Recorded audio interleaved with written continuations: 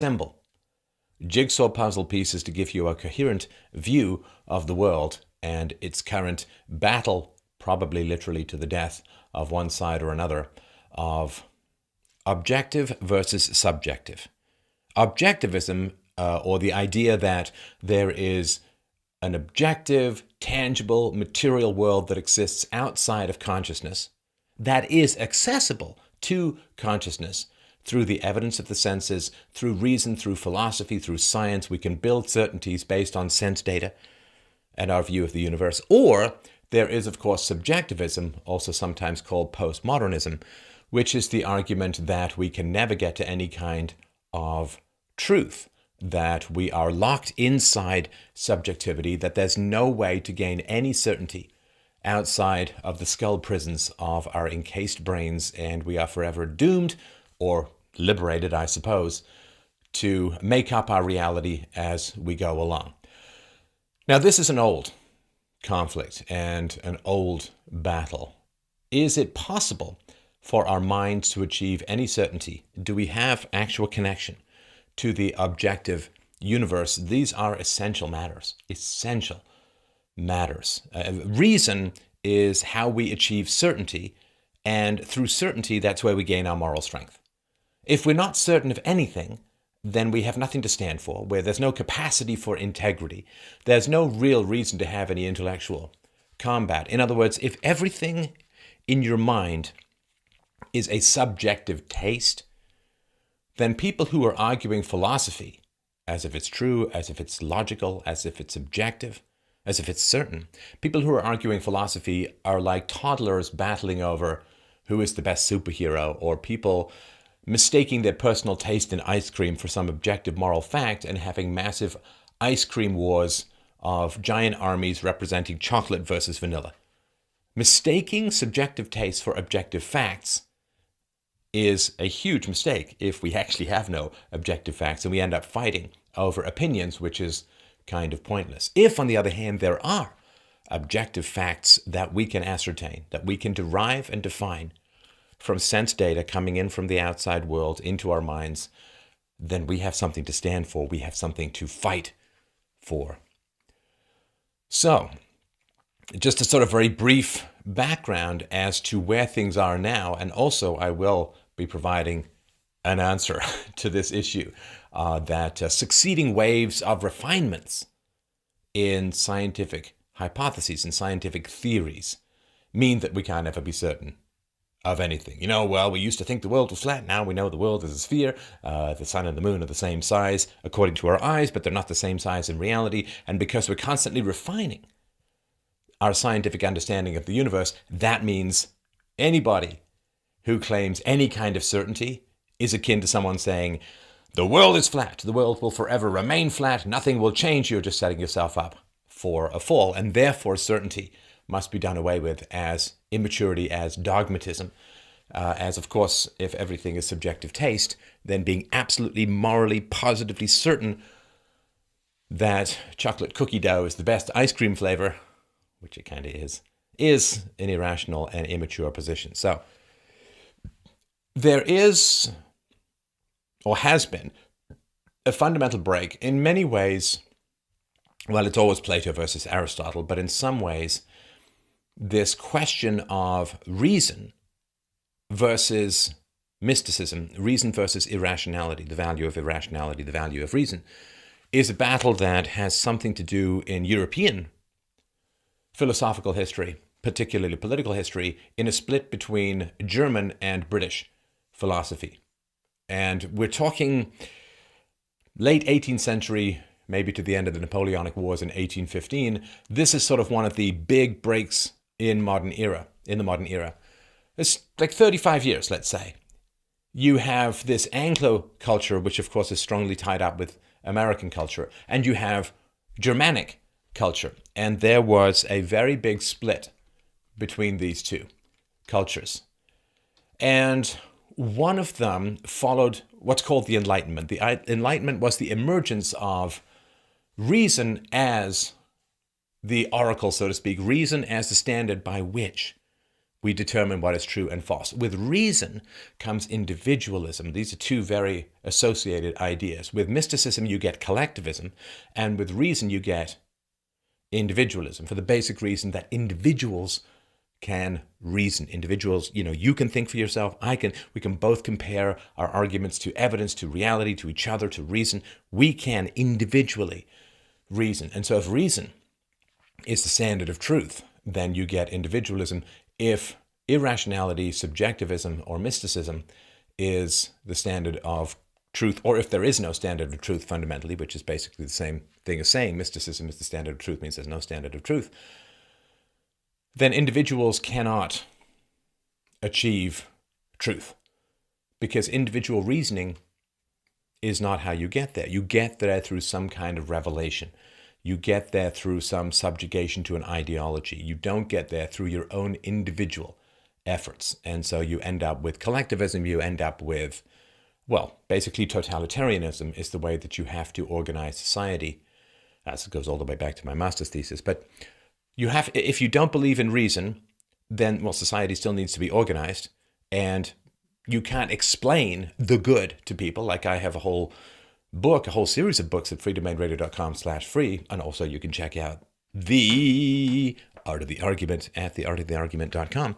But I have a whole series of books, mostly free, which explain, I've got a whole 17-part Introduction to Philosophy series. I explain how you can reason for yourself and why reason is valid, why empiricism is valid as a means of ascertaining truth. So I don't need to command you, I can reason with you.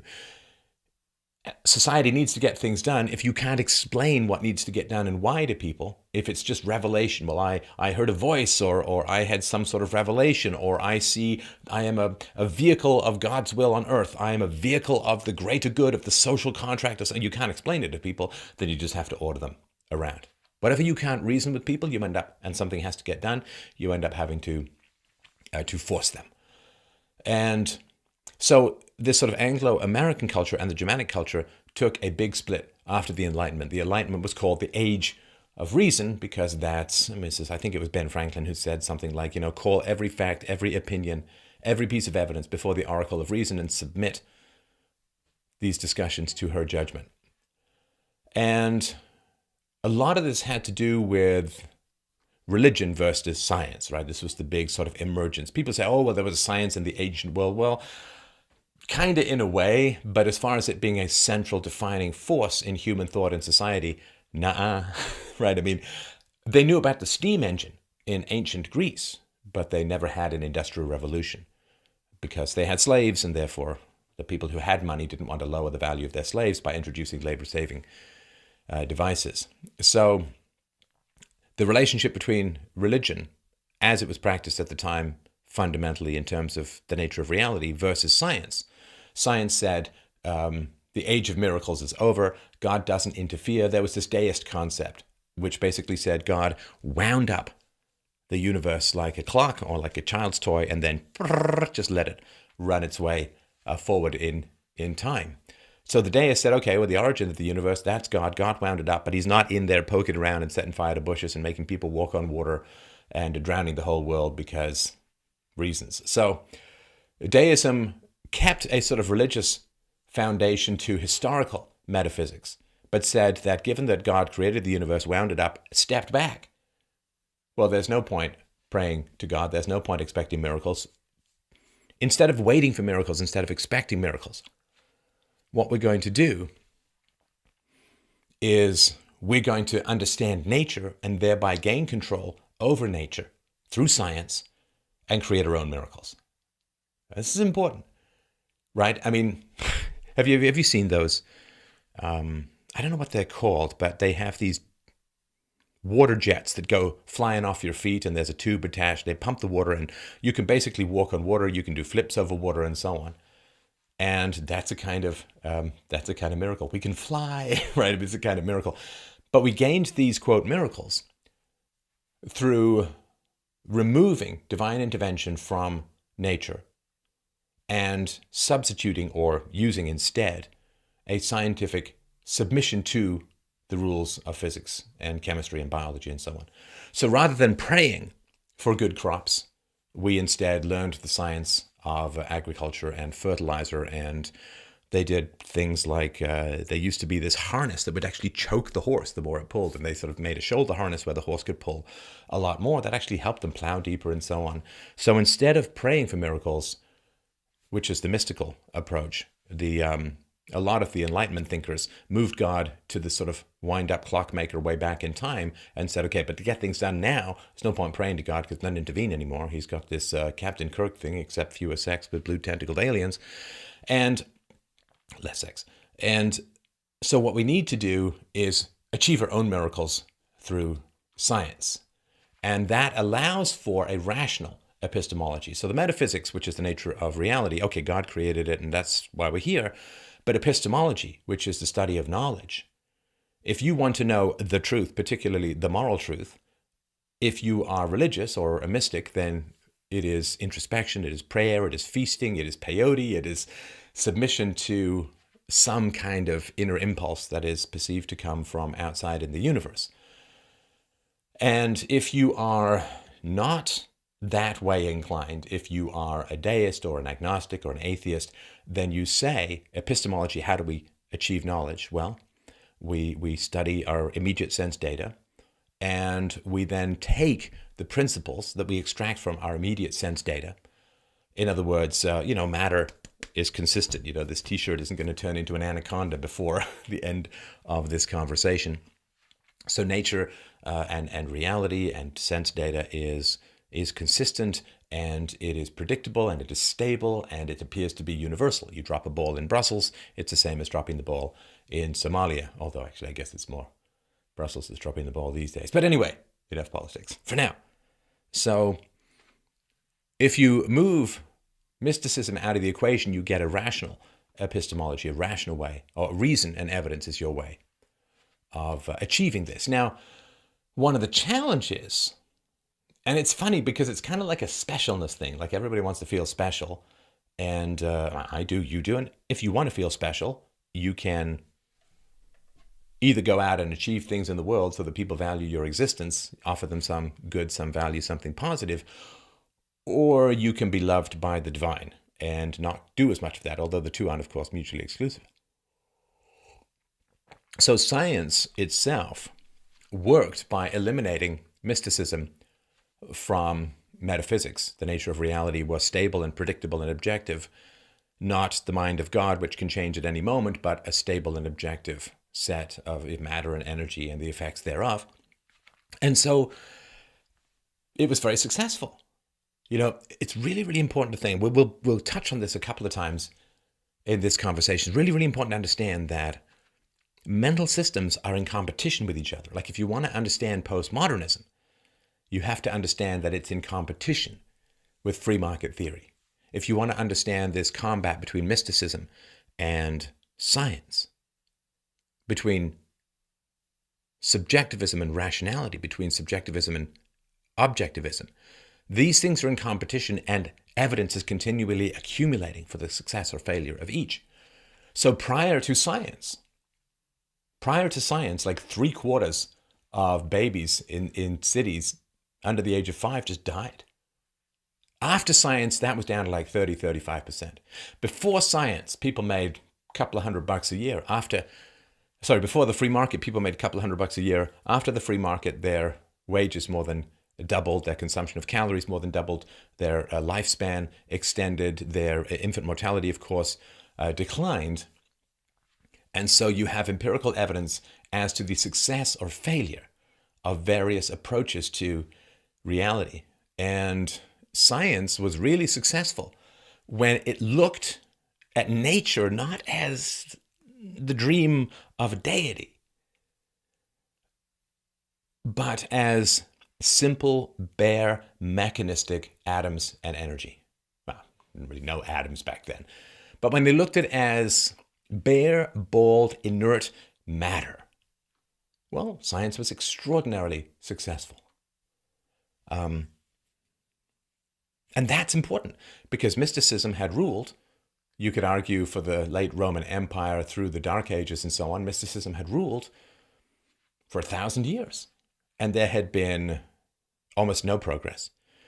There had been no increase in lifespan. In fact, if you count god-awful things like the Black Death, when like about a third of Europeans died, there was depopulation in many areas. There was no particular free market, no accumulation of wealth, no saving, no capital, no investment. And prior to science, there was, of course, the agricultural revolution. It started sort of 13th century and beyond, because you need an agricultural revolution to have the excess crops that allow for the development of an urban intellectual population, which is scientists and so on. So you had the agricultural revolution, which everyone forgets. But I wrote a whole novel about the importance of this called Just Poor. It was a great book, and people always forget the agricultural revolution. I only talk about the industrial revolution, but even that worked because people stopped praying for crops and started experimenting with better ways. Like you got winter crops like turnips. There was crop rotation that was put in place, and better methods of harvesting. A lot of improvements, and a lot of these improvements came out of monasteries and churches and so on. So I don't want to make this artificial divide, like, religion just mysticism and retrograde, and science is rationalistic and progressive. There was an interesting and fascinating interaction between these two, and I did a talk with Tom Woods some months back about this. But here's the thing. You have this reductionist, there's no God interfering with science, we're going to treat matter as bare and inert and understandable, comprehensible, and not like somewhat comprehensible, completely comprehensible. That model of objectivity and science, reason, was up against mysticism and subjectivism and the associated collectivism. And the collectivism versus individualism is where the real challenge is here, which we'll get to in a sec. These two were in competition, and which one produced the best outcomes? Science, individualism, reason, free markets, boom! They blew the lid off all of the starvation and want throughout history. But you can, and I did this again many years ago in my sort of Introduction to Philosophy series, you can look at human productivity. It's a freaking flat line. It is completely flatlined. It's like a crazy person's sexual arousal in the presence of sanity. Flatlined. And then, 18th, 19th, 20th, goes through the roof. And even massive things like, god-awful wars and so on weren't enough to stop that kind of progress. And so reason, empiricism, science, individualism, free markets were in competition with all of the other views, collectivism, subjectivism, mysticism, central planning, and serfdom, and so on. Slavery was in competition with free markets, and that's just amazing stuff. And the empirical evidence kept accumulating. Now, why do people care that much about these abstractions? Because if you have mysticism as your epistemology, then you have, as I mentioned before, totalitarianism as your ideal political model.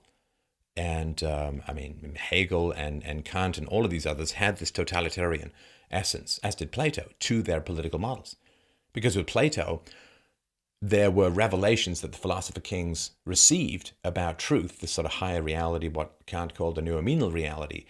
This higher mystical reality would give you these amazing visions, and you couldn't communicate them objectively to other people. And therefore, since they had to do what you told them to, but you couldn't persuade them, you had to force them, obviously, right? And the collectivism that results from mysticism promoted a small cadre of people to the very top of society. The deep state has always been fascinated by and depended upon collectivism, which is why the deep state, all the way from National Socialism to Marxism to other various forms of fascism to the modern soft fascism of the welfare state, always promoting collectivism, which is collectivism is the root of identity politics, that we are fundamentally defined not as individuals, but by oppressors, victims, privileged, unprivileged, race, gender, you name it, right? And when you have irrationality as your epistemology, you get totalitarianism, soft or hard or in progress towards, as your political system.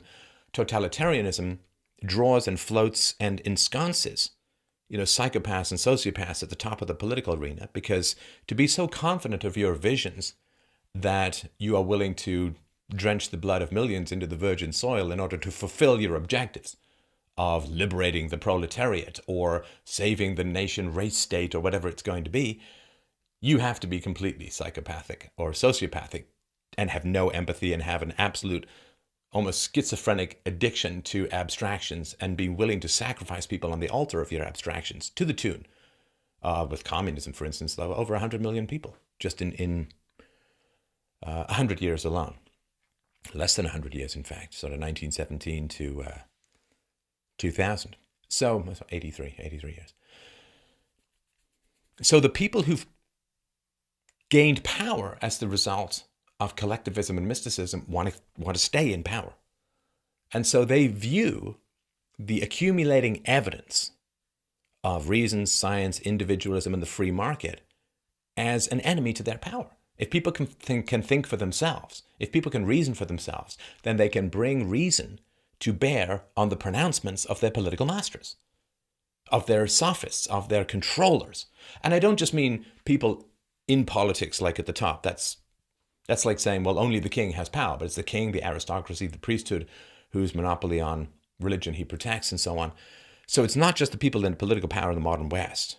They're important, but there's all the associated, Grimer, Wormtongue, court, toady hangers-on, right? There is academia, of course, highly dependent on state power for licensing, for protection from competition, for tenure, all of these things.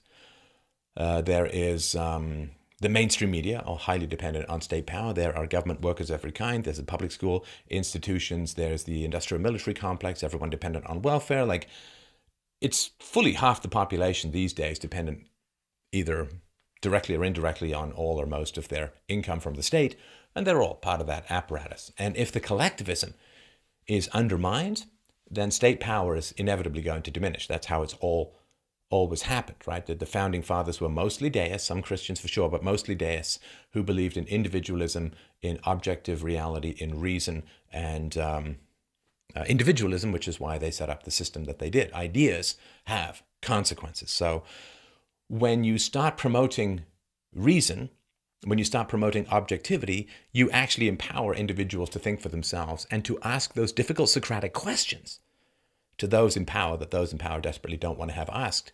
And therefore, to the predators at the top of the human political and power food chain, those predators view individualism and reason as the ultimate predator that can take them down, which is why they attack all of this. So, now, let's start talking about some of this postmodern stuff that is floating around, disembodied, rootless, and many ways soul-destroying, mind-destroying in the modern world. So the Enlightenment put forward this idea that, it's the old rounded, existence exists. There's something out there that we can directly access that's different from the subjective impulses of our mind. If we discipline and subjugate our mental processes to the dictates of objective reality and its consistency, is why do we have reason? We have reason because there are atoms and physical laws, because matter behaves in a predictable, universal, consistent manner, and therefore we can have reason. A ball doesn't suddenly turn into an elephant and then into a fire and then into an idea and then into a feeling, and right? Objects have permanence and consistency, which is why we get the first law of logic, Aristotle's 3 laws of logic. The A is A. A thing is itself. We have that because that is actually how it works in the real world. So there was a power structure that was tearing itself apart. Hundreds of years of religious warfare after the introduction of...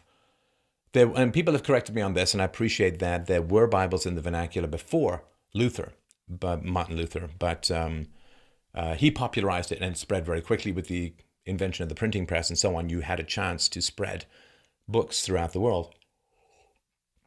One of those books was the Bible in the vernacular, which was Luther's translation. Although there were prior other translations, they didn't kind of hook into the same thing with the printing press and the spread of it quite as much.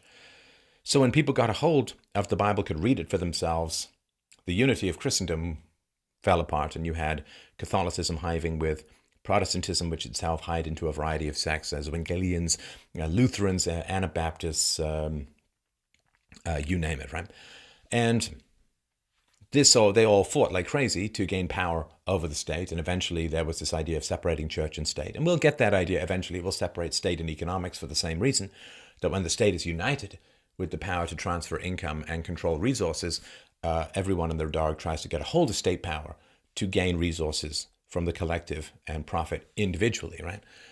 And it used to be the same thing with religion until there was a separation of church and state. But we still haven't gotten to that place of the separation of state and economics. And it is my big hope, and one of the reasons I work as hard as I do, is that I would really, really like for us to end up with the separation of state and economics without having to go through hundreds of years of warfare, as was the case in the past. We have better communications technology now. I mean, it's funny because there's a flip side to just about everything, right? It's like, yay, we have a printing press. We can spread knowledge and reason and evidence, and also religious texts, which now people can interpret subjectively and turn into magical God-given absolutes, which they can use to attempt to beat other people, gain control of the state, and we end up with hundreds of years of religious warfare. And the separation of church and state and the Enlightenment, because the same technology and methodology which allowed for the spread of religious texts also allowed for the spread of scientific texts. And it wasn't just Luther, it was also John Locke, a century or two later, that benefited from all of this. So there were the Dark Ages, largely mystical. There was the Enlightenment, which was rational. And then everybody always forgets about the blowback, right? So there was a counter-Enlightenment attack on rationality.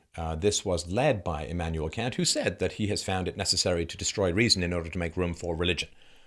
There was, I think it was 19th century, this is after Kant, but there was a priest who said mankind is in danger of being laughed out of religion.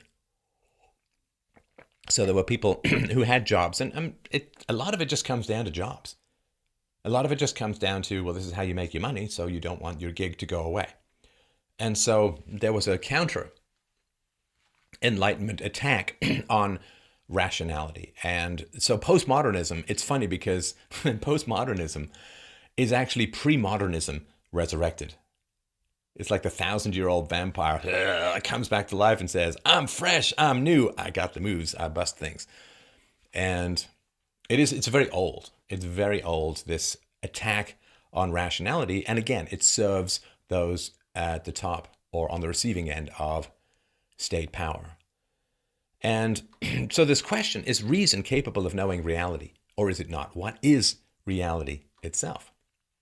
Well, according to the counterattack on rationality, well, there's this, and I'm going to try not to be cliched and do my, hey man, there's like this world out there that's vibrating and we're all connected and, it's hard to explain, but it's beautiful. Like, I'm not going to try and do that stuff forever because, that makes me want to punch myself. Lord help you. I can understand you can end up with a cracked screen. But so reality, according to Kant and others, and even people we would think of as more rational, like Hegel. Hegel had this world spirit, collective willpower, and some very dangerous stuff. Let's tell the Germans that there's a world spirit that chooses particular nations to conquer everyone else. I'm sure there's not going to be any problems with that.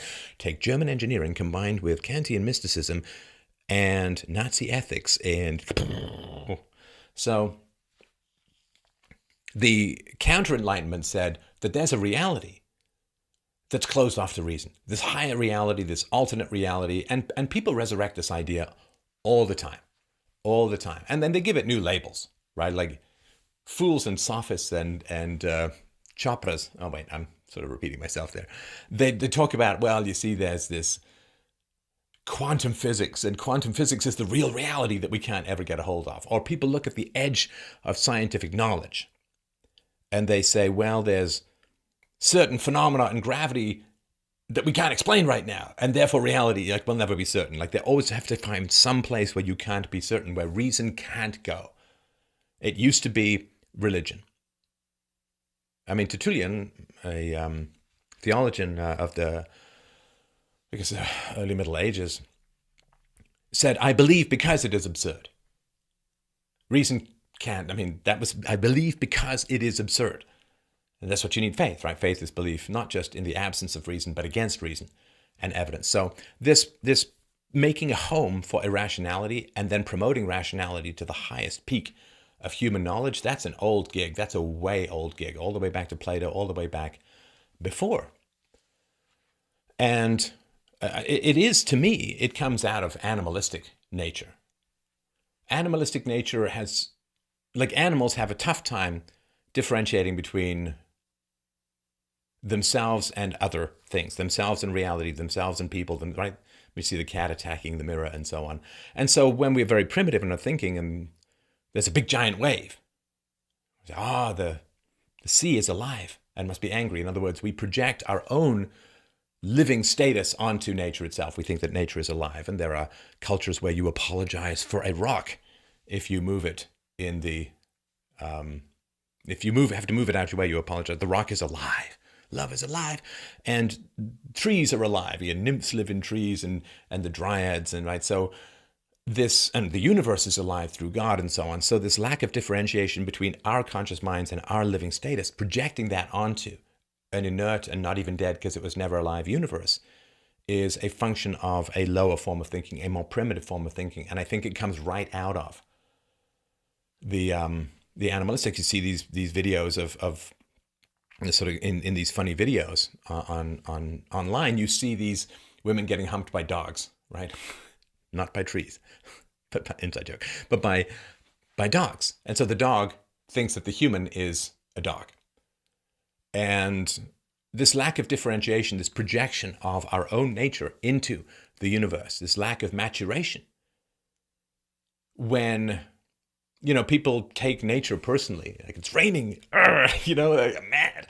They take accidents personally, and this idea that the universe is alive or things in it are alive, it's primitive and it's immature thinking, because you are projecting irrationally your own status as a living conscious being onto the universe itself. There's not this clear line between self and other, between animate and inanimate, between living and inert. And that is a big challenge, but it's a very old gig, trying to find a place to stuff your crazy. Like, I'm nuts.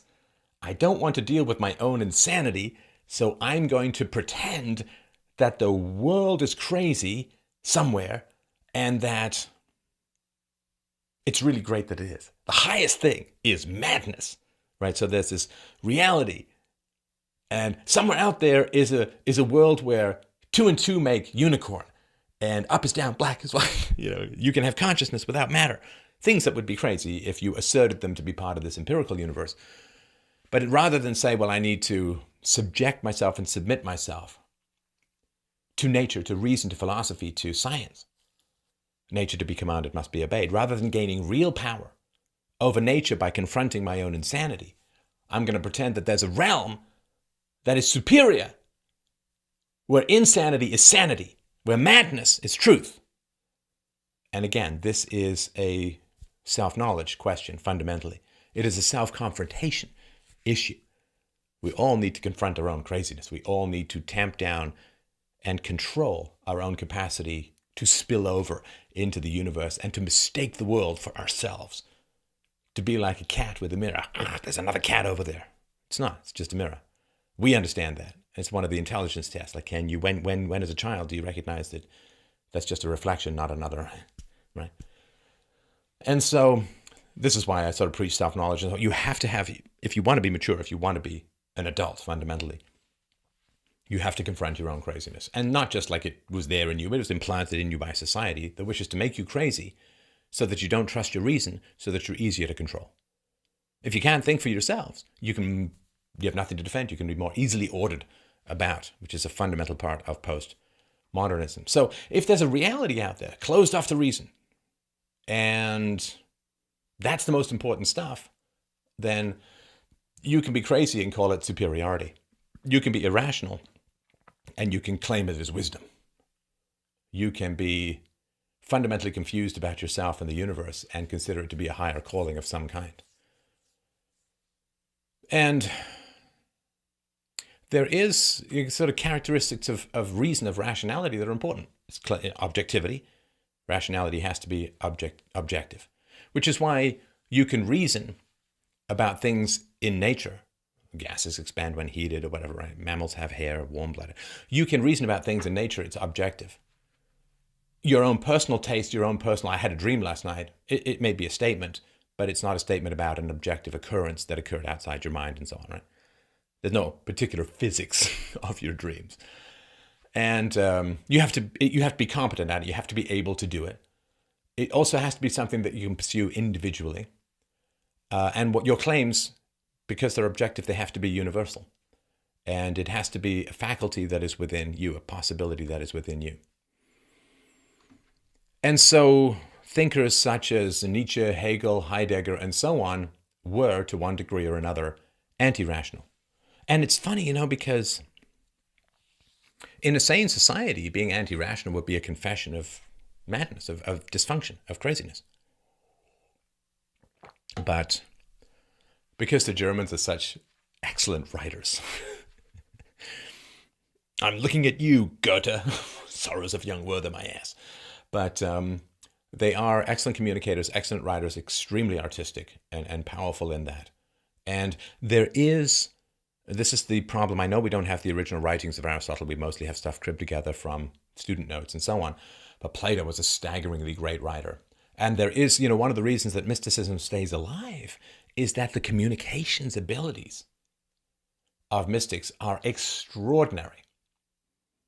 I know I'm treading on dangerous ground here, but I'm confident enough to do so. But if you look at sociopaths, one of their characteristics is incredibly poetic and compelling language. And if you look at a nutjob such as Charles Manson being interviewed, you can see he builds these word castles. He builds these amazing, compelling statements. I mean, epistemologically, they're crazy. Metaphysically, they're insane, but compelling. And he has a personal charisma, which is common. If you lack reason, you often make up for it with charm. And one of the things that happens in the mystics world, is they're incredible communicators. And that's because that's what they spend their time dedicated towards. And also because they are connected through insanity to their emotions. And therefore they have a very compelling kind of communication style. It really sweeps people along, especially if they've been told that they shouldn't question those in authority or those who have power. It has actually kind of struck me that all these great thinkers that I've heard about over the years, whenever I sort of dig into their actual writing, it's pretty bad. I mean, maybe it's just my Anglo-Saxon kind of empiricism and common senseness, but it's actually pretty bad. I mean, I remember being enthralled by Nietzsche when I was younger, and I ran a book club some years back ago in the show, and we picked up The Antichrist, and I was reading through it, and I'm like, I think I've outgrown this. It's not really that great. So the anti-rationalists, Heidegger, Nietzsche, Hegel, and so on, and the anti-rationalists are cited by continental postmodernists, like Foucault and Derrida, like the two biggies. Well, Heidegger, Nietzsche, Hegel, well, they're all German thinkers. And the postmodernists cite them as their major formative influences. So there is this line from the Teutonic dedication to mysticism that characterizes a lot of the German soul, along with a radical pragmatic engineering practicality, which is one of the reasons why they were so great at manufacturing in and after the Second World War, one tragically, one beneficially. So, and the Germans were racked with, I mean, they not only did they oppose, but the Enlightenment somewhat bypassed them because they were racked with these internal religious civil wars that just went on. And I mean, there were tales of travelers that gone through Germany, and they say, I never saw a tree, but had a heretic hanging from it. And it was a bit of a mystical-based slaughterfest that missed out on some of the best elements of the Enlightenment. And that was partly because of historical circumstances, and also partly because there was this opposition to the age of reasons. So this is important to understand about postmodernism. Postmodernism has characteristics, and we'll get into some of the ideas behind it, right? But postmodernists, they're not composed of people who have started from a blank slate and who have said, how can I build sort of Cartesian style, or from René Descartes, how can I say I know nothing, Socrates style, Cartesian style, and say, what can I build in terms of knowledge from a complete blank slate? That's not how it works. Postmodernists are driven by a desire to defend Marxism, and they work backward from there. And the reason we know that is postmodernists are staggeringly, unbelievably, Brobdingnagianly, monolithically, almost completely, totally far left in their politics. That can't be a coincidence, right? If a big group of people claim to love diversity and there's nothing that's true and there's no values and there's no reality, there's no objectivity, reason is incapable of understanding the world, then you should have a wild variety in political opinions. Well, logically, you should have no political opinions. How could you have political opinions when you don't even know reality exists? I mean, come on. I know who should be in the White House. The White House, which I don't actually believe exists in any objective way. I mean, come on. That's like saying, well, I know that orcs aren't real, but I'm going to study for 30 years to become an orc surgeon. It's like, pick one. But the fact is that the postmodernists are so astoundingly prevalent as left-wingers in their politics that you know that it's a left-wing political position they're working backwards, right? And this is new, right? For those who don't know, like if you're a modern person, the left looks like a bunch of irrational subjectivist nutbags as a whole, like metaphysically, epistemologically speaking. But that's not how it used to be. In the past, remember, it was scientific socialism. And so back in the day, sort of late 19th century, up until the early 1950s, 1953 to be precise, for reasons we'll get to in a moment, the left said, we're the scientists. Social science, come on. Science deals with inanimate objects. Social science is an oxymoron, populated by morons. But in the past, socialism said, well, we're rational. We're scientific. It is the scientific organization of society. It is a scientific analysis of class conflict. And Marx, the most prevalent of the far left thought, scientific socialism, that's what Marx called his system, scientific socialism. And Marx's socialism, I just call it Marxism, said four big things that were empirical, objective, and, most important, testable. He said, well, this is not just Marx, this is Marxist socialism as a whole. Four major claims. One, capitalism is exploitative. It's a ripoff. The capitalist hires the worker, makes $20 off the worker's labor, and only gives them $10. That $10 difference is stealing. So the rich enslave the poor, and under capitalism, when we get to that, the rich enslave the poor. It's brutally competitive. Domestically, it's vicious and competitive. Wages are going to be driven down, widening gaps between rich and poor, all of that sort of stuff. And internationally, it's imperialistic. So that was their big definition of capitalism. That's testable. They said socialism, by contrast, is humane, peaceful, nice, ponies, rainbows, everyone shares, they get along, they cooperate, they're all equal, there's no exploitation, and there won't be any of that nasty capitalist imperialism. And so, capitalism, predatory, destructive to the poor, socialism was nice, non-imperialistic, and so on. That was the second test. The third thing they said was capitalism is going to be less productive than socialism. Right? That's really, really important. The rich accumulate the wealth, the poor get poorer, the rich get richer, the middle class get hollowed out, everyone gets poorer, the whole system's going to collapse in and of itself. There was very little revolutionary fervor in early Marxism because they thought, it's like, if you want your great-grandmother's fortune and she's on her deathbed anyway, you're not going to strangle her because she's going to die as nature takes its course. And this was the idea, of course, behind Marxism, that you start with this sort of agrarian serfdom, you start with feudalism, then you progress to capitalism, and then from capitalism you get socialism. Again, this is another testable theory. Is that the way that it progressed? The most advanced capitalist countries should be the ones who inevitably get to socialism when the system collapses and all of that. So you didn't need to push anything over. It was going to tip of its own accord.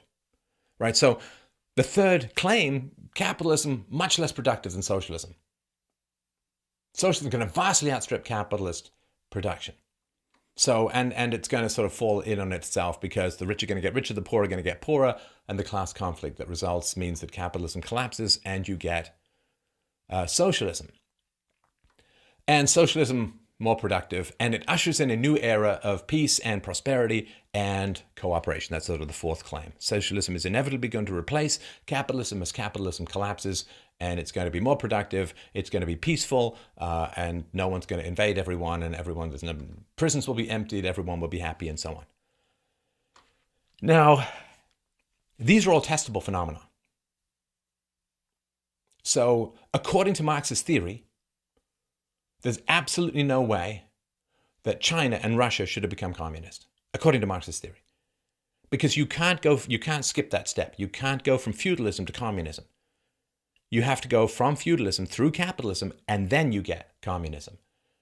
Now, the fact was, of course, that economically speaking, Russia, counted as European, was the most retrograde and primitive of the European economies, for the most part. Only recently got rid of serfdom and so on, and it was a kind of slavery. And, I mean, serfdom was pretty brutal. I think it was Dostoevsky's father, the writer, who was so brutal to his serfs and such a terrible drunk, that the serfs on Dostoevsky's father's estate tied him to a chair and force-fed him alcohol until he died of alcohol poisoning. Now, that is not a pretty good way to go. And I'm sure that Svidrigailov came from something like that. So yeah, it should have occurred. Capitalism should have occurred in the most advanced economies, particularly England, maybe the Netherlands. But the fact that it occurred spontaneously, or not spontaneously, the fact that it was inflicted on the most primitive economies, China at the time and Russia, was a complete repudiation of socialist of Marxist theory. So again, if you claim to be scientific, you're going to put forward testable hypotheses. And if those hypotheses fail, then your theory takes a blow. And the Holodomor, the mass starvation of people in Ukraine as the result of collectivized farming, was just unbelievably horrible, right? I've talked about this before, and Jordan Peterson's talked about it, the Pareto principle, that the square root of workers produces half the value. Like 10,000 workers, 100 workers are going to produce half the value. It's just a bell curve of productivity and intelligence and ambition and competence and so on. And so in a free market, sure, you're going to get fewer farmers controlling more wealth. The good news is that their kids, because of regression to the mean, their kids are not going to be as smart, most likely, not going to be as competent, and there's going to be this constant churning of property. Rags to riches to rags, they used to call it, or shirt sleeves to shirt sleeves in 3 generations, right? Shirt sleeve, physical worker, nice collar, their kids, blow the money, Eaton's family style, and go back to shoveling coal. And so Ukraine used to be the breadbasket of Europe, incredibly fertile soil, like more fertile than a bag full of Kardashians. And so they took the land, right? They said to the people who didn't have much land, who were working the land of the more successful peasants called the kulaks, they said, those guys, it's not that they're better, it's not that they're more competent, it's not that they work harder, it's not that they're smarter, it's not that they're more ambitious. They stole from you, and that's the system. We're going to go steal it back. Giles Manson stole this song from the Beatles, we're stealing it back. And so they took all the land from the productive people, parceled it out to the unproductive people, who squandered all the resources, and everyone starved to death. It's the same thing that is happening in Venezuela, right? When the currency goes haywire, when the currency loses value, farmers don't want to ship their goods to the city because the money they get back in return is kind of worthless. Like, would you trade your iPad for some toilet paper? Well, you may have to at some point. But when currency goes south, agricultural products, food, stops flowing into the cities. And the cities, everyone starts to starve. And so Cambodia style, what they did is to move everyone out of the cities, put them on the farm, because they knew that was coming. They'd already seen the example of the Holodomor. But before that, what they do, and they're doing this in Venezuela now, the farmers don't want to ship their food to the cities because they're getting nothing but asswipe fiat currency toilet paper in return. So the government sends out troops to go and get the food from the country. And if you're found to be hoarding, then they can arrest you, they can do horrible things to you. But the farmers are so desperate and the soldiers are so hungry, I'm sure there's a lot of, okay, we'll give you 100 eggs, just go away and keep 50 for yourself. So even then, the food doesn't make it into the cities very much, which is why they're hunting rats and pigeons in the sewers these days. So there was, and even like Lenin, when he first collectivized everything, there was like immediate starvation. There was like immediate, massive, catastrophic drops in productivity. And he introduced something called the New Economic Plan. And there were these people, NEP, they were called NEP men. And that this was sort of like the early breakdown of communism in the 90s in China. This was the allowance of some profits, of some private personal property, of some personal ownership of small means of production, like shops and so on. And that staved off the worst of things. But there was, of course, these predictions that communism was going to be much more productive, much more humane, much more beneficial than capitalism. And it was proven false. Now, the media as a whole, heavily communist, heavily socialist, covered this up like crazy. The New York Times, still writing pro-communist articles here in 2017. The New York Times, and Walter Duranty wrote a whole series of articles praising how wonderful everything was, because they called Potemkin villages. What they did was they brought leftist media figures and celebrities and so on over. I think George Bernard Shaw, the playwright, went as well. They took them over and they said, oh, look, here's this wonderful, happy village. And what they'd done is they'd taken people out of the concentration camps, out of the gulags.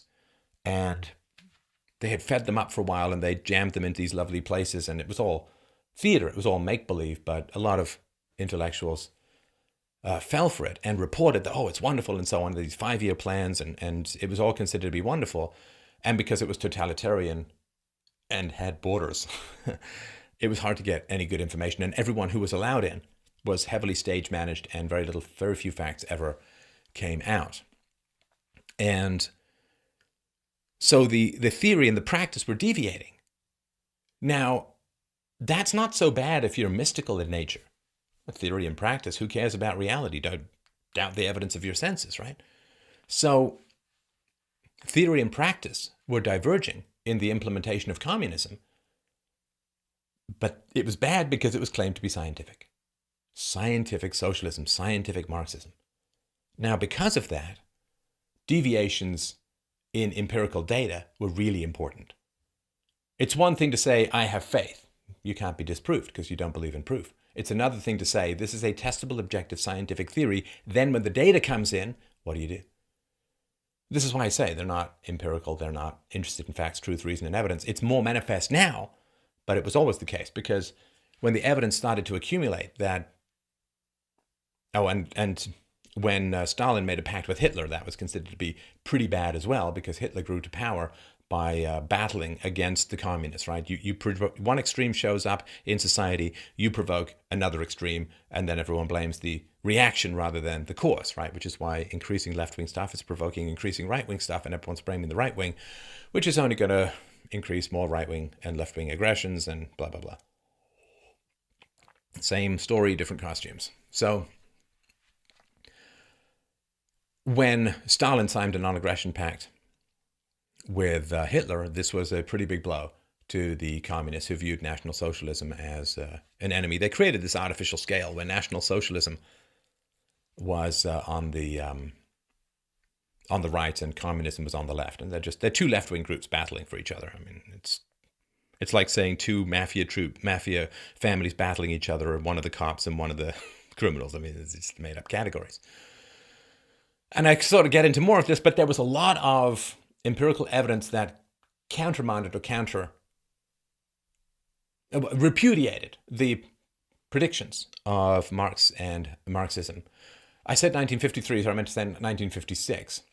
So in 1956, so after the Second World War, now after the Second World War, capitalism was supposed to collapse because it was poor, it was broke, and so on. Capitalism didn't collapse. So 1956, we're talking 11 years after the Second World War, capitalism was flourished. They had this plans for socialism. Everyone talks about, the Marshall Plan, and they sent all this aid into Germany. Oh, it's nonsense. German economy was recovering because they implemented free market principles, and that could have been done under Hitler, but he didn't do it because he was what? A National Socialist. Also, of course, communism was supposed to be international in scope. It was never supposed to be nationalistic because class is common across all capitalist economies. and the fact that it turned out to be fiercely nationalistic repudiated again the scientific predictions of communism. And so in the post-Second World War period, they also were supposed to have all these war boards, right? Because under the Great Depression, caused by increasing socialism and government control of the money supply and the effects of the giant god-awful government program known as World War I, massive amounts of government boards and union controls and public works had all been set up. And it took World War II to smash a lot of these things. And then they had all of these government programs that were supposed to find jobs for the soldiers coming home. But by the time they actually got implemented, the soldiers all had jobs because the free market had absorbed them and put them to good use. So basically the effect of the Second World War was to give massive amounts of money to the Middle East, because when the Western powers who had developed the petrochemical industry, petroleum industry in the Middle East, when they were weakened, when the Western powers were weakened from the Second World War, well, basically they got all their stuff stolen, because that's the kind of compassion that the Middle East has for a war-weary Europe. I mean, Europe takes in their refugees. They stole untold amounts of trillions of dollars from the West by nationalizing and stealing and otherwise establishing subterfuge categories to transfer ownership of Western companies to Middle Eastern governments, and thus reaping all of the profits of the resulting. I mean, this is one of the reasons why Islam's spreading, is that there's a demand for oil. The environmentalists restrict the supply of oil in the West by not allowing drilling, and then you get lots of money to spread your ideology. So this was not going according to plan in the post-war period. And of course, the communists were happy that Eastern Europe fell to Russia. This is one of the great tragedies of many of the Second World War, was that it was ostensibly fought. September 1939, England went to war to protect Poland, and Poland ended up being surrendered to the brutal, psychopathic, mass-murdering dictator named Joseph Stalin. And in 1956, and television had spread to the point where people could see this in their living rooms. It's one of the things that ended Vietnam as well, or prevented it from spreading. So in 1956, Hungary wanted to get out, wanted to be free. You know, there's a reason why they don't want so many migrants at the moment. And what happened was the Soviet government sent tanks into Hungary to smash demonstrations. And these were students and workers and all of the people that Marxism was supposed to benefit. And that was shocking. And a lot of, like, I don't know if you've ever had this. I certainly have a number of times. If you've ever had like a really important, powerful, deep belief in an ideology, when evidence just, boom, hits you in the face about the limitations, if not the downright immorality of that which you formerly believed to be the very best thing in the known universe, it is devastating. I still remember the word that I used when I began to see the limitations, both philosophically and emotionally, of objectivism. I remember saying to my girlfriend at the time, I feel desolate. I mean, this happened when I became an atheist. It happened when I moved beyond objectivism. It happened when I got red pilled on a wide variety of modern race and immigration issues. I mean, it is hard to navigate and negotiate these kinds of disappointments. And of course, a lot of people throw the baby out with the bathwater. They say, well, I've had this ideal is proven false, therefore there's no truth, no virtue, no goodness of any kind. And that is a petty overreaction to a natural course correction of increasing knowledge through access to new data and arguments. So the fact that the revolt in Hungary was put down brutally, violently, destructively by Soviet tanks was a blow to the image, the supposed virtue, kindness, and niceness of Marxist theory, Marxist practice. Remember, only capitalism is imperialistic. But when people who wish to be free of Soviet domination start to agitate for reforms or separation, and then the Soviet tanks roll in and drive over them, then one of the major predictions that communism isn't going to be imperialistic is rejected, repudiated right there in front of you. You can't miss it. It's recorded, it's transmitted, everybody saw it. And it wasn't just that. I've talked about this before, but Nikita Khrushchev, former head of the Soviet Union, he actually acknowledged, I mean, this is one of the great things that he did. Cuban Missile Crisis, not so great, but pounding his shoe at the table of the UN.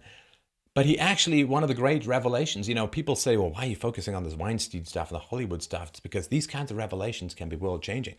Nikita Khrushchev spoke openly and publicly that the facts, that Stalin had a cult of personality, that Stalin's regime was totalitarian, brutal, vicious, that he had slaughtered tens of millions of people, and that he was, in terms of domestic body count, worse than the Nazis, right? The Nazis killed millions of their own domestic population, and Stalin killed tens of millions.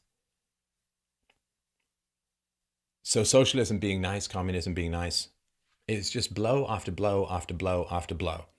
That all came down. The facts about Soviet lack of productivity came out. The fact that the Soviet Union, with some of the richest soil in the known universe, was continually starved of wheat and had to have wheat shipped to it from the capitalist West. Always confused me, man. Like, they're enemies, they're going to kill us. Let's send them food. Anyway, so this really began to come out when, I think it was the early 70s, that One Day in the Life of Ivan Denisovich came out by Solzhenitsyn. And then after that came out his writings on the Gulag archipelago and how these brutal prison systems worked. And this sort of concentration camp revelation, his very powerful writing, which came to some degree out of his Christian mysticism, and the amount of courage the man had is almost beyond imagination, that he would have to write on scraps of paper, bury them in his backyard every single day in case the NKVD came by and he was dragged back to prison. He spent, you should see, his prison writings are just astonishing, as are Dostoevsky's, Notes from the House of the Dead. Anyway, so this constant stream of information came out specifically repudiating all of the predictions and foundations and rationality, supposed scientific objectivity and testable hypotheses of communism. And that's a big problem.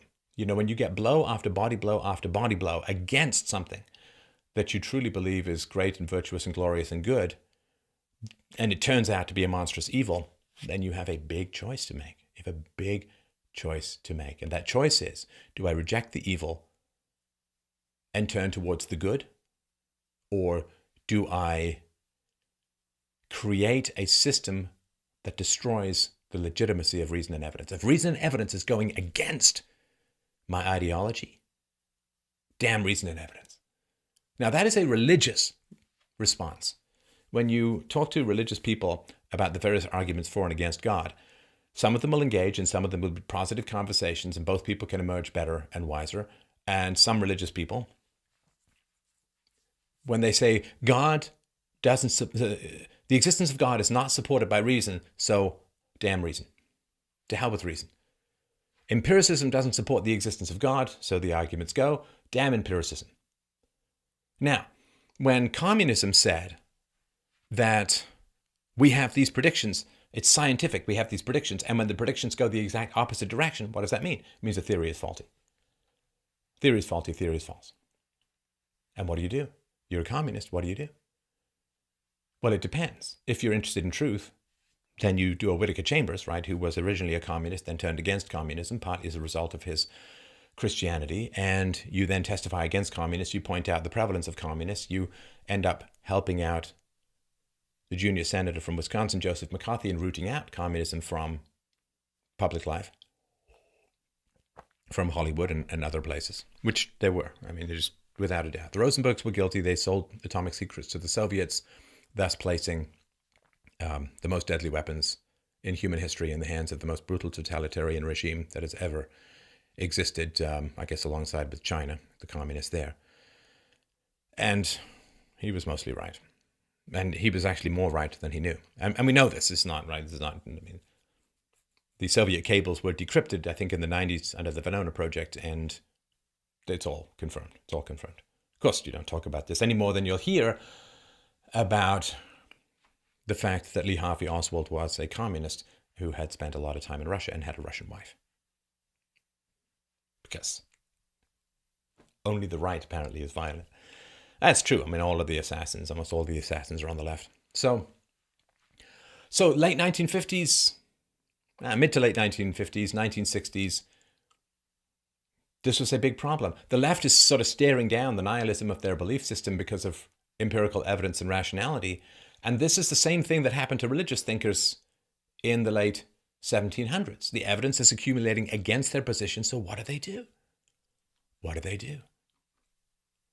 Well, it's tragic what they did. What they did was they married leftist politics together with a radical skepticism in epistemology, in knowledge.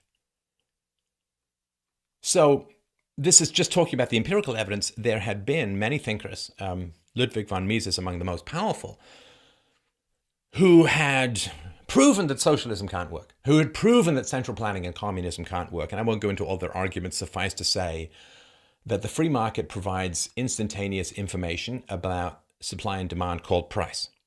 Right? If there's too little supply and too much demand, the price goes up and vice versa. And so when you have central planning, you don't have a price mechanism, and therefore it's like you can pull something with a piece of string. You can't push something using a piece of string. The string just folds up. You can't have a push economy where central planners determine where resources go because they don't have enough knowledge. They don't have the knowledge called price. Price is an astonishing amount of information in just a couple of numbers about supply, demand, future expectations, current saving rates. Even if you look at the price of money, which is interest rates, massive amounts. If people are saving more, interest rates go down, which stimulates people to expand their capital productivity, to expand their capital goods, to upgrade their factories and so on, because that's saving is deferred spending. So when they save, that the price goes down, which means it's profitable to borrow and increase your factory for the future. Change in that, which is when people spend. And then when people spend rather than save, the price of money, interest rates in a free market goes up, which means that you're going to cut back on upgrading your equipment and focus on producing more. You're going to buy, instead of upgrading your equipment, you're going to buy more raw materials, more workers to produce more, which is it's amazing, incredible stuff, fascinating, complex. Could spend forever studying it and still have only scratched the surface. But von Mises and a number of other thinkers had. And von Mises in particular, I think he takes the crown. And this was in 1922. I think his book on socialism was what came out. So von Mises, of course, had a theory about where communism was going to go. He said it's going to fail. It's going to fail catastrophically. It is going to be far less productive. Remember, this is the complete opposite. So the Marxists had a theory about their own system. Kind of peaceful, nicer, more productive, better, paradise on earth, no imperialism, no totalitarianism, equality, egalitarianism, right? Because remember, the left's really concerned about the power disparity between the rich and the poor, between the capitalist and the worker, between the owner and the employee. Really concerned about that power disparity. So power disparities in Marxism must be really bad. Well, is there a bigger power disparity between the guy who owns the restaurant and the waiter, or between Joseph Stalin and the average Soviet citizen? Joseph Stalin can write a piece of paper, have the guy committed, killed, thrown into a gulag forever. I can declare him insane and stuff him in an asylum and have horse tranquilizers shove up his nose from here until the end of time. What's the big power disparity? So von Mises had a theory, reasoned through it with evidence that socialism was going to fail, and he's a free market guy. And the communists had a theory that socialism was going to be successful. And then, a couple of decades after von Mises wrote, it was revealed that socialism was behaving exactly as the free marketers had predicted and was behaving the exact opposite of what the Marxists had predicted. Boom! That's it, baby. Game over. Everybody go home. It's done. Stick a fork in it. Flip it. Over. Done. Back in the rear view. History. Error. Sorry about the 100 million dead, but sometimes you slip a couple of digits when designing the future. Bad job. It's over. So, mounting logic and evidence. Evidence, logic, objectivity, facts, reality, you name it. All of it undermining the leftist ideal. So, what do you do? What do you do in that moment of crisis? And it was an astonishing crisis. Because it's not only like you've just made a mistake. People who support in Venezuela, there are people dying. Children being sold, women selling themselves into prostitution just for a loaf of bread. If you've supported this stuff, I mean, the amount of blood on your hands is absolutely beyond staggering. I genuinely think that if you've served an immoral doctrine to this degree and for this long, holy crap.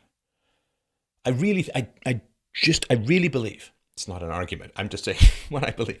I really believe that if you actually processed the amount of harm that you've engendered in the world, the amount of destruction and deaths and suicides and murders and evisceration of human potential and opportunity, and if you really process that, you'd kill yourself.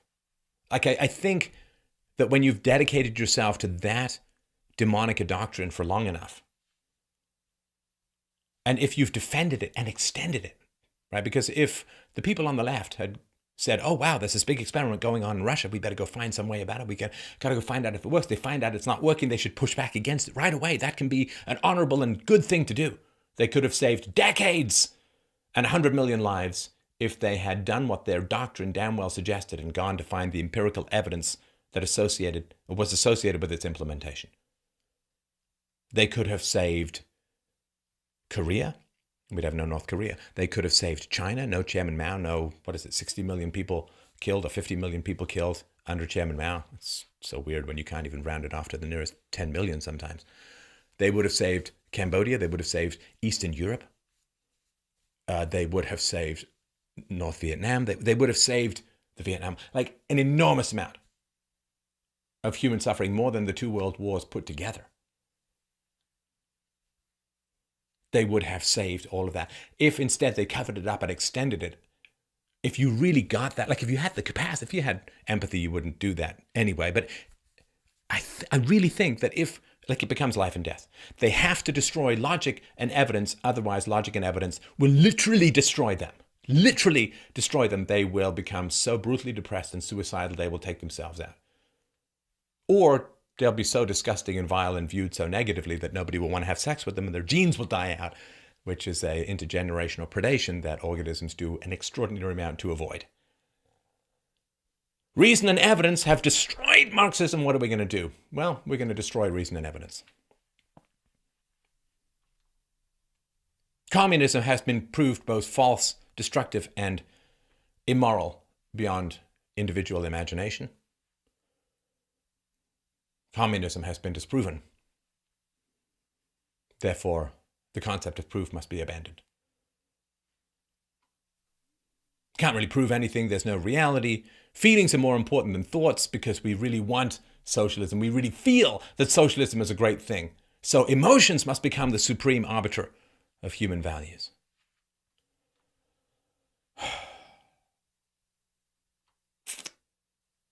Under communism, the number of manual workers is supposed to increase, but the number of manual laborers actually declined in capitalism. There was supposed to be a declining middle class. There was an expanding middle class. There was supposed to be a concentration of wealth in the hands of the wealthy. There was instead a spread, an equalization in wealth. In the 1950s, free market reforms that came out of the destruction of the Second World War allowed for Western economies to recover from the Depression and the war. And everybody was doing great. Soviet Union couldn't even provide for its citizens' basic needs. In the Soviet Union, in a lot of areas, the productivity of its industries had actually fallen to levels below that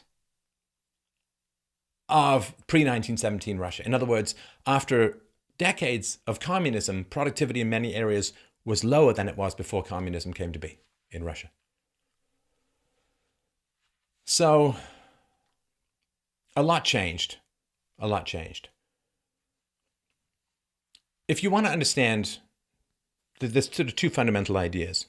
I talked about this in a recent call and show. I'll repeat it here briefly. And then we'll take a break and I'll get to more of the details in a bit. But if you want to understand the two fundamental ideas behind the left, number one, everyone's equal. Everyone's equal. And number two, the means of production are products of nature. Now, if you understand that, if you accept this idea that everyone's equal, then one person being in charge is unjust. Like, think of a choir. If everyone's completely equal in their singing ability, nobody should get a solo, or everyone should get a solo. But if only one person gets a solo, that's unjust and unfair, because everybody wants a solo and everyone's got the same level of ability. There should be no lead singer in a band because everyone's the same in terms of voice and performance ability, capacity to connect with the crowd and charisma and blah, blah, blah, right? Everyone should be the same. In fact, everybody should be in the choir. Everybody should be in the band, whether they can play or not, because everyone's the same. It's this big, and what is it that when people think everyone's the same, to me, that's a sociopathic, humans are blobs without any individual characteristics, completely sociopathic perspective. There's no bell curve of intelligence. There's no bell curve of ability or ambition or capacity or drive or anything like that, or capacity to take risks. So blacks are the same as whites, are the same as East Asians, are the same as Indians, are the same as men, are the same as women, blah, blah, blah. So if you get this, everyone's like this generic Weeble Play-Doh blob with no individual distinguishing characteristics. Everyone's like those little daubs that you have in the back of pointillism pictures representing a crowd, just blah, blah, blah, blah, blah, blah, blah, undifferentiated blobs. Well, that's part of the Dunning-Kruger effect, which is if you're not really good at anything, you can't judge other people's expertise. But if everyone's the same, then all disparities in group outcomes must be the result of prejudice. Must be the result of bigotry. So if blacks are making less than Jews, it can't be because there's like a 30-point IQ difference on average in America. It must be because the Jews are racist towards blacks. Well, of course, it's never presented that way for reasons that are too obvious to mention. But if everyone's the same, if men and women are exactly the same, then the fact that women earn less because they have babies, work less, work fewer hours, and usually take jobs that are less technically demanding or take education in sort of feminist theory rather than petroleum engineering and so on. Everyone's the same, and therefore the fact that women earn less is because of sexism. So if you get to this idea that everyone's the same, everyone has exactly the same basketball ability, therefore whoever's chosen, if it's not completely random, whoever's chosen 10 out of 100 people who want to play basketball, it's innately prejudiced. It must be the result of bribery. It must be the result of injustice or prejudice or whatever, right? So everyone's the same. Therefore, all disparities must result from prejudice. That's one thing that you need to understand to really grasp the left. Of course, it's false. It's completely false. There's a bell curve in just about everything in human life, from height to sexual market value to intelligence to ability to talents to beauty. There's a bell curve in everything. People aren't the same. And you have to be pretty sociopathic, in my view, to just view that the entire complex symphony of human abilities is just somehow a bunch of blobs that are undifferentiated. What kind of sick worldview is that? We love diversity, but everyone's exactly the same. It's like, pick one, people. Of course, asking them to pick one would ask them to be rational. They're specifically rejecting rationality because it rejects their own system. So that's one. Number two is that a factory is a product of nature. It just appears. It just pops up. Or if someone had the money to build a factory, it's because their parents stole from the workers and therefore they had the savings to start a factory, right? So everyone's the same. Everyone's just undifferentiated Play-Doh blob. Everyone's a Weeble. Everyone's an egg, basically. Number one. And number two, the means of production are either unjustly acquired or somehow are just kind of part of nature. So the guy who saved and scrimped and struggled and risked to build a restaurant shouldn't get paid more than the guy who just shows up to work there and can quit anytime. Everyone's the same. And because everyone's the same, anybody who's accumulated resource must have done so unjustly. And therefore, right, see, when I worked in restaurants as a waiter, I got paid less than the boss because I didn't create the restaurant. And I saw the boss working and I saw that he would throw up after the lunch rush because he was so stressed about whether he made money or not, because it was his house, his life, his livelihood on the line, and his, 15-year investment in building up the restaurant. I respected that. I'm like, well, yeah, you should get paid more because I'm not the one throwing up. Non-vomit. I'll take less pay for less vomit. That's one of my central philosophies. So you go to work in a factory. The factory was created by somebody who risked their capital. Even if they inherited the capital, they still risked it and didn't end up doing backpack trips in Bali. I'll say that 3 times fast. So they decided to risk and create all of this stuff. So that is kind of important to to understand the means of production, factories, restaurants, whatever, you name it. They don't come out of nowhere. They're created by people who sacrifice their savings and take on enormous amounts of risks and sometimes stress to create them for you, and you're paying them for that. I made more money in a restaurant than I would wandering around with food in the woods because there was a restaurant around me. I didn't have to pay for advertising, for heating, for taxes, for costs, for other people's labor. I just made money. Why did I go to a restaurant? Because it's profitable, right? So you say, oh, well, I'm going to make $20 off what the laborer sells, and I'm going to pay him $10 an hour. But the reason you do that is because he'd only make $5 an hour without the factory. If the factory allows him to build a car twice as fast as he would on his own, then he's making twice as much being in the factory. But the factory didn't come out of nowhere. It's a fair trade. It's a fair deal. But of course, because everyone's the same, everyone's a blob, no one's differentiated, all inequality is injustice and all accumulations of capital, and therefore the means of production which result from accumulations of capital combined with risk and desire, it's all unjust. And therefore, because everyone's equal, everyone should end up with equal stuff. But because everyone isn't equal, it means that nobody works. And it's really not that hard to understand. It's really, just all you have to do is talk to students, or just think of a university situation. And you say, well, in a university situation, we can call this Marxism with a different spelling, but in a university, what we're going to do is we're going to take everyone's final mark, split it up by the number of students, and everyone gets the same mark. Everybody knows what's going to happen. Everybody knows instinctively, immediately. My daughter at the age of 5.5 knew exactly what was going to happen. It's not that complicated. If everyone's marks get added up and divvied out, nobody has an incentive to study. Therefore, nobody will study on the expectation that they're going to get other people's marks who do study, but because no one studied, there's nothing to distribute and everybody fails. And that's the reality. That is the empirical data, overwhelmingly, without exception, that has accumulated. And if you want to understand postmodernism, you understand that because reason and evidence rejects leftism, rejects communism, rejects socialism, destroys them, reason and evidence is considered a deadly predator on the delusions and survival of those invested in the leftist narrative. And like all predators, they want to destroy it. Reason and evidence destroys socialism, therefore socialists destroy reason and evidence, and that is called postmodernism. And that is what is spreading, and that is why it is spreading. And that is why we must fight back, because when you destroy reason and evidence, my friends, you destroy us all. Thank you so much for listening. I'll come back with more on the scientific method soon. Really appreciate your time. Please let me know what you think of these rather lengthy expositions. I love them, and I hope that you like them as well. And please don't forget, if you find this stuff helpful and useful, this is the distillation of decades of thought and study. Please help me out at freedomainradio.com/donate.